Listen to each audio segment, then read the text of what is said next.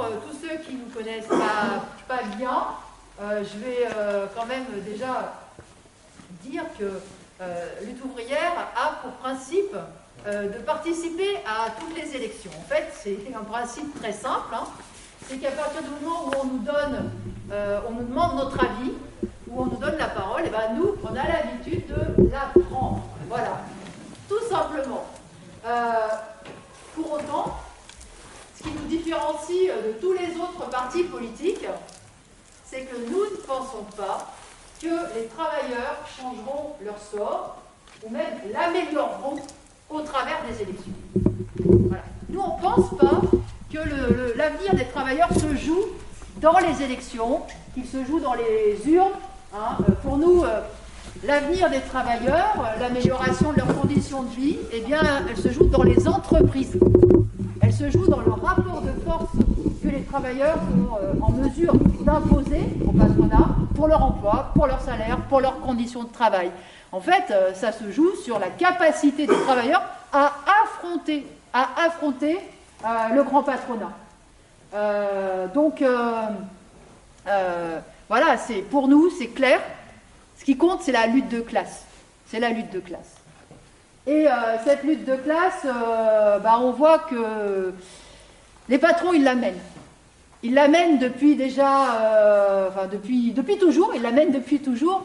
Mais c'est vrai que depuis que leur société, depuis que le capitalisme est en crise, ça se traduit par un recul des conditions de vie, par un chômage de masse, par une exploitation accrue. Et ça fait déjà des années qu'on paye toute cette politique-là. Avec la crise sanitaire, ça en a rajouté encore une couche. C'est vrai que la crise sanitaire, elle a encore accéléré cette crise, et cette crise économique, je veux dire. Et c'est quand même clair que cette crise sanitaire, c'est d'abord et avant tout les classes populaires qui l'ont payée. C'est significatif quand même qu'un virus qui, a priori, ne fait pas de différence entre les riches et les pauvres, et bien que cette épidémie-là, finalement, elle ait quand même fait plus de morts parmi les classes populaires. Parce qu'en fait, il y a eu une surmortalité encore plus forte dans les quartiers populaires, dans les villes ouvrières. Et on sait très bien pourquoi. C'est qu'en fait, pendant toute cette première période de l'épidémie et premier confinement, les travailleurs, une fraction des travailleurs, ils y sont allés au charbon. Ils sont allés au boulot. C'était bien sûr les salariés de la santé, mais les ouvriers aussi de l'agroalimentaire, les éboueurs, les caissières, la grande distribution, enfin, y compris dans cette période où on ne savait pas tellement ce que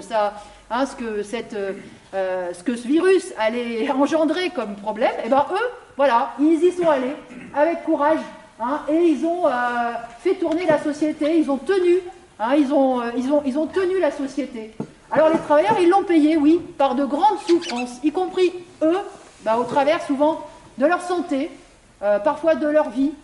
Et puis il y a une autre partie du monde du travail qui l'a payé, cette crise, avec le chômage total. Parce que ça a été immédiatement les suppressions d'emplois, les arrêts des CDD, des intérims, des heures de travail qu'on pouvait trouver ici ou là. Et puis, ça a été aussi le chômage partiel. Je tiens quand même à dire que quand on entend le gouvernement se vanter qu'il a été grand seigneur, parce qu'il a assuré le paiement du chômage partiel à 84%, que ces 84%, ça a quand même mis vraiment dans la galère bien des familles. Parce que quand on a déjà un salaire tout juste suffisant pour tenir la tête hors de l'eau, 84%, ça suffit plus, justement. Ça suffit plus. Donc, voilà, on a payé le prix fort, et aujourd'hui, on voit que dans toutes les entreprises, le grand patronat, il se sert de la pandémie, il se sert du ralentissement économique qu'il y a eu pour aggraver encore les conditions de travail, pour revenir sur un certain nombre d'avancées, que ce soit la reprise des jours de congé, que ce soit la disparition de primes, l'aggravation des cadences, et puis quasiment partout, il y a la programmation de suppression d'emplois. Donc aujourd'hui, il y a des milliers, des dizaines de milliers de travailleurs qui sont sous la menace d'un licenciement. Alors pour nous, les choses, elles sont claires.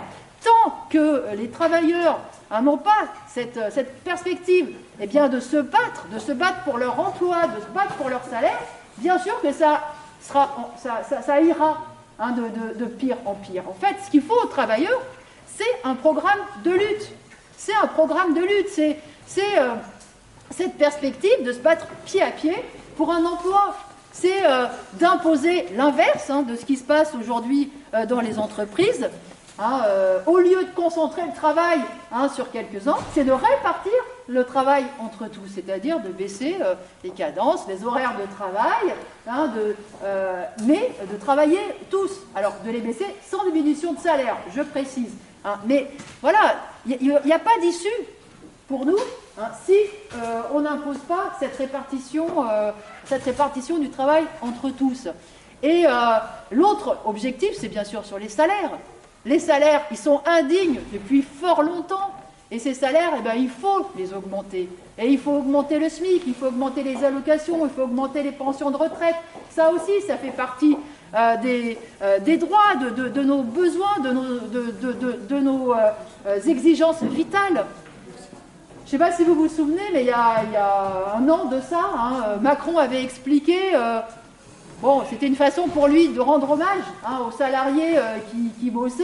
Il avait expliqué, voilà, tous ces salariés, les aides à domicile, les travailleurs, ils sont tellement utiles à la société, et pourtant ils sont si mal payés, et puis on les reconnaît si mal. Il avait fait toute une tirade là-dessus. Sauf qu'aujourd'hui, c'est pareil. C'est pareil, il n'y a rien de changé. Pour changer ça, pour effectivement se faire respecter, pour arrêter ce mépris, c'est peut-être moi, j'ai fait quelque chose, je ne sais pas, j'ai marché sur le truc. J'essaye. D'accord. Donc voilà, ça va dépendre de nos luttes. Alors, voilà, nous on se présente dans ces élections, non pas avec un programme électoral. Nous, notre problème, c'est pas de gérer la région, ou de faire croire qu'on pourrait mieux la gérer, alors que toute la société, elle s'enfonce dans la crise, alors que le monde du travail s'enfonce dans la misère et dans le chômage. C'est de mettre en avant, c'est de rassembler, c'est d'exprimer un programme de lutte pour les travailleurs. Et on espère que beaucoup d'entre eux auront à cœur de voter pour dire leur accord avec effectivement ce programme de lutte, cette conscience qu'il faut se battre. Et qu'il faut se battre aussi pour changer toute la société. On a envie d'appeler les gens autour de nous, on veut appeler les gens autour de nous à ne pas voter pour des partis qui défendent ce système capitaliste, qui défendent cette société où effectivement on peut trimer du matin au soir sans joindre les deux bouts. Une société où il y a des milliards et des milliards qui s'amassent à un pôle.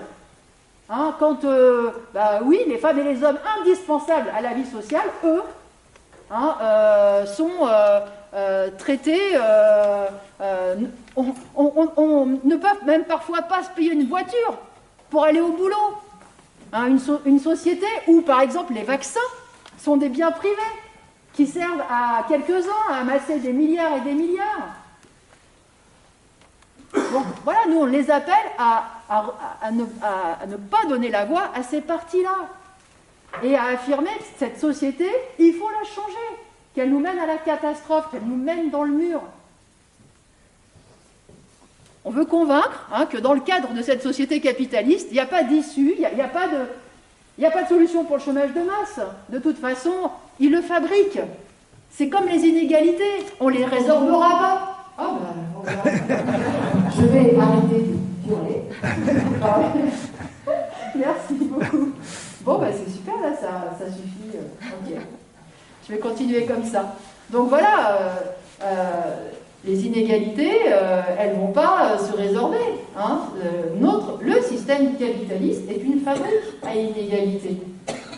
Et il n'y a pas de solution dans le cadre de ce système à la crise climatique. C'est pas vrai. Il n'y a pas de solution aux guerres. Les guerres, Les bruits de bottes qu'on entend là, aux quatre coins de la planète, ils viennent de ces guerres commerciales, de ces rivalités, de cette concurrence, de cette course au profit. Ces guerres, elles sont inscrites dans le capitalisme lui-même. Hein, et ce capitalisme, il donne cette société de plus en plus barbare. De plus en plus barbare, où tous les pays riches, finalement, mènent une guerre inlassable contre les femmes et les hommes qui sont obligés de quitter leur pays et qui cherchent un endroit pour vivre et pour mener leur vie à peu près normalement. Hein, je parle du sort qui est fait aux migrants. Voilà. Alors même qu'on est sur la même planète, que nos problèmes sont communs, qu'on ne pourra pas les régler les uns contre les autres, hein, eh bien, voilà, ils nous opposent les uns aux autres. Donc, pour toutes ces questions-là, hein, le capitalisme, il est incapable d'apporter aucune solution positive. Et ce qui est frappant, c'est ce qui s'est passé au niveau de la crise sanitaire, ce qui s'est passé au niveau des vaccins. On voit bien comment la propriété privée, les brevets, la concurrence, la loi du profit, elle freine ce qui devrait être une réponse collective. Hein, elle freine l'effort qu'on devrait faire pour fabriquer massivement les vaccins le plus vite possible. Donc voilà, on est confronté vraiment à un ordre social, hein, qui est un obstacle. Hein, et ça s'explique justement par le fait que la classe qui domine cet ordre social, elle ne jure que par ses profits. Que par sa rentabilité, que par sa propriété privée. Voilà, des moyens de production. Et on a une classe sociale qui est donc complètement irresponsable vis-à-vis de la société, vis-à-vis de l'environnement, vis-à-vis de l'humanité en général. Voilà. Et nous, ce qu'on voit, c'est que finalement les seuls responsables dans cette société, c'est les travailleurs. Voilà, même dans cette pandémie, ce qui est assez frappant, ça a été le rôle, justement. Hein, comment, justement, les femmes et les hommes qui étaient indispensables, qui étaient essentiels, hein, à cette économie, oui, ils ont pris leurs responsabilités. Et eux, ils ont eu ce courage-là. Hein, ce qui est assez révélateur, c'est aussi toutes les initiatives qui sont nées, toute la solidarité qui s'est tissée dans les classes populaires, ne serait-ce que pour approvisionner des soupes populaires, ou voilà, comment les gens se sont serrés les coudes. Hein, et cette préoccupation-là, hein, voilà, c'est les classes populaires, c'est la classe ouvrière. Les travailleurs qui, pendant des décennies, ont averti. Je parle des travailleurs des hôpitaux, les salariés, hein, des hôpitaux, qui ont averti que ça pouvait pas aller, que là, on était en train de détruire, de démolir les hôpitaux publics, qu'on allait dans le mur. Ils avaient raison. Aujourd'hui, les travailleurs qui se battent, qui s'opposent au licenciement, qui font tout pour sauver Bien sûr, ils défendent leurs intérêts, mais en réalité, ils défendent aussi l'intérêt de toute la société. Parce que le chômage, c'est un fléau pour tout le monde, pour toute la société.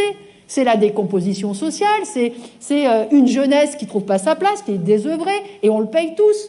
On le paye parce que, oui, effectivement, y a des trafics, parce que y a des jeunes qui n'ont aucune morale, qui raisonnent que de façon individualiste. Bon, et en même temps, leur modèle, c'est celui-là. Hein, voilà, donc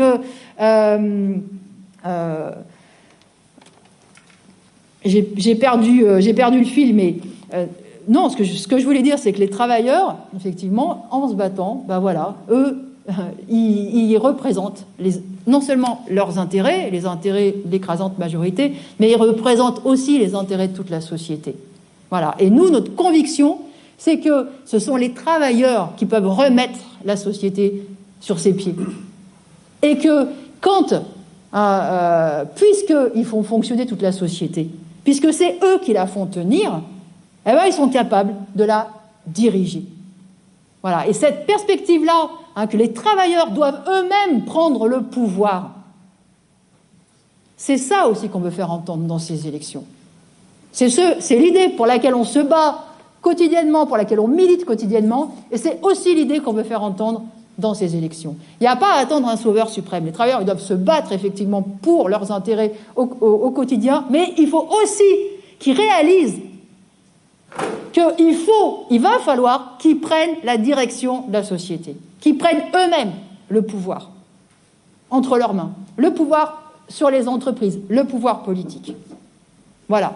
Alors, vous voyez que nos perspectives, compris dans ces élections, elles sont très, très, très éloignées de celles des listes de gauche, qu'on appelle de gauche. On n'a pas les mêmes perspectives. Notre problème, ce n'est pas de gérer cette société capitaliste, c'est d'appeler les travailleurs à la renverser.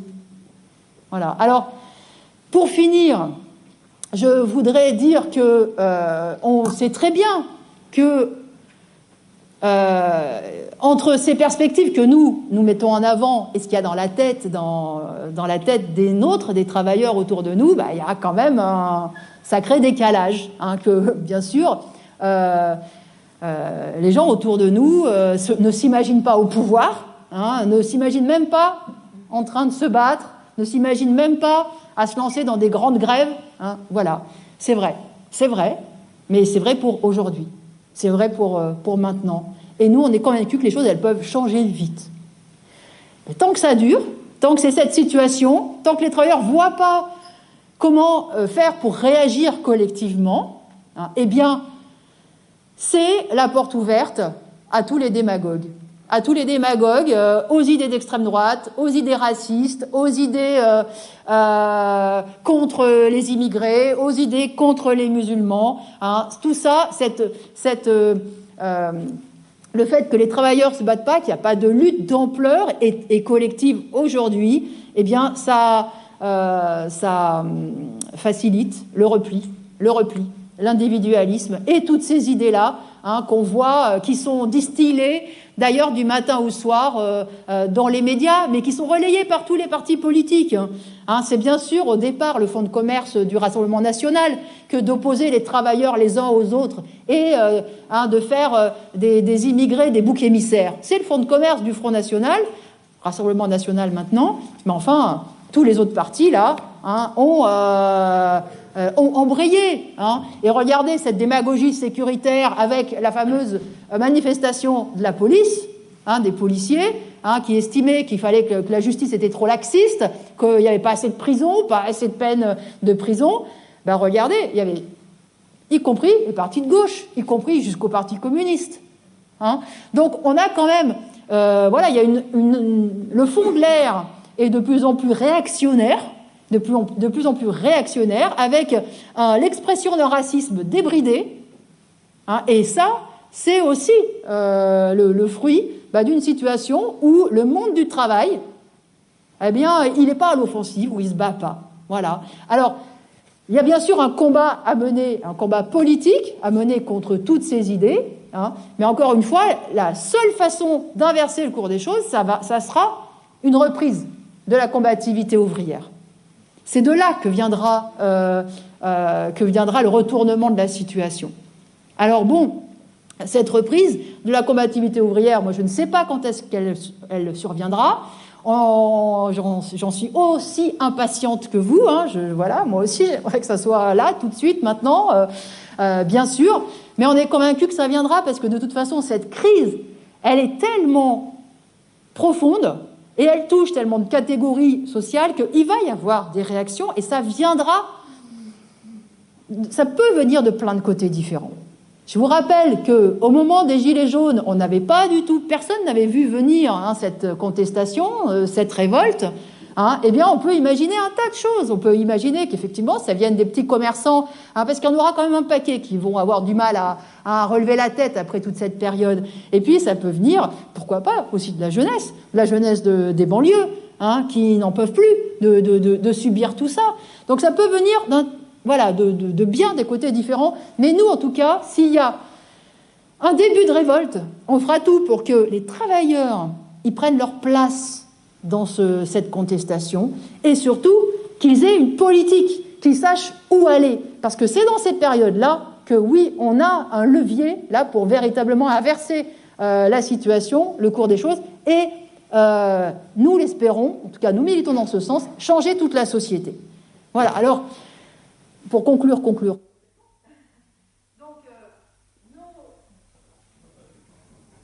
on est conscient d'anticiper.